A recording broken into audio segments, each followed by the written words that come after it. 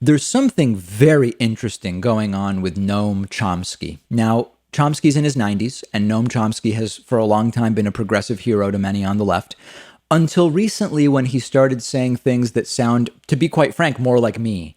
I'm often called a neoliberal shill by some on the left who think I'm just not quite progressive enough, and Noam Chomsky is suffering a lot of the same fate right now. Recently, Noam Chomsky said it's so important to remove Trump that every Bernie supporter should vote for Biden. I agree with that. Noam Chomsky now agrees. A lot of people in a sliver of my audience were very mad about Noam Chomsky saying that. Chomsky was recently interviewed by Anand Giridharadas, who's been a guest on the show, and Chomsky again said things that sound a lot like me, and some people on the left are now furious with Chomsky. Now, one of the things I've been saying is that as a presidential nominee for a major party, and as a possible president, Joe Biden is running to the left of just about every candidacy I can think of in the modern political era. Biden is to Obama's left on climate and on healthcare and on financial policy. And it makes sense because it's 12 years later. The country and the Democratic Party have moved to the left. So it would follow that Biden is to the left of Hillary and to the left of Obama, and his campaign indeed is. And I took a bunch of heat from my viewers for saying that. Some people writing in and saying, David, that's meaningless to say Biden is the furthest left because Biden might not be sincere in those policy ideas, and he might not actually get it done. That applies to any candidate. That's an impossible criticism to address because you can apply it to any candidate. Well, now Noam Chomsky has said almost the same thing, who said to Anand Giridharadas, quote, take Biden's campaign positions farther to the left than any Democratic candidate in memory on things like climate. It's far better than anything that preceded it. Not because Biden had a personal conversion or the DNC had some great insight, but because they're being hammered on by activists coming out of the Sanders movement and others. The climate program, a $2 trillion commitment to dealing with the extreme threat of environmental catastrophe, was largely written by the Sunrise Movement and strongly endorsed by the leading activists on climate change, the ones who managed to get the Green New Deal on the legislative agenda. That's real politics.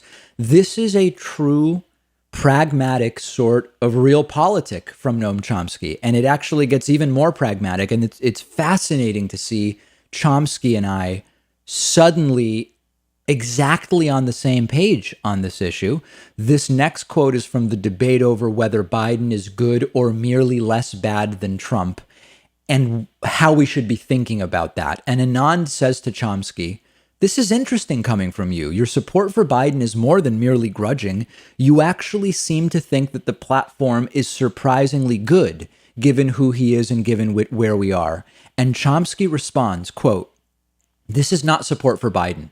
It is support for the activists who have been at work constantly, creating the background within the party in which the shifts took place, and who have followed Sanders in actually entering the campaign and influencing it. Support for them, support for real politics. The left position is you rarely support anyone, you vote against the worst. You keep the pressure and the activism going. Chomsky is pointing out, it's not new that the left is in a position of supporting the least bad. It's common that the left is choosing between options that are not ideal or perfect or great, and that's how progress works. And yet, on the one hand, sure, systemic change has to come in order to really improve society. I'm with you. But another 4 years of Trump pushes us towards this bizarre neo-fascism that Donald Trump has espoused even more, and it gives us another 4 years of falling behind on climate and on so many issues, and things will get worse. Now, some people will say it's the Biden types, one after another. You know, Obama, the Hillary candidacy, now Biden. That's what led to Trump.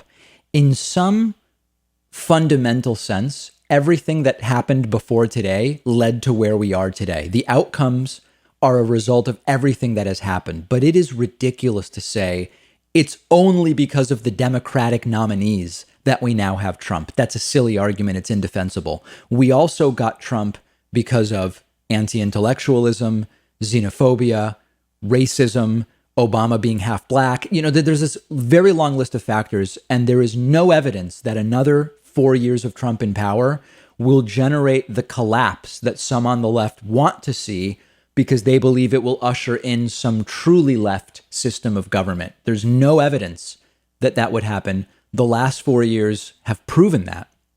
And it's very interesting to hear this, not from me, although this sounds like my monologues from 4 months ago, but from Noam Chomsky.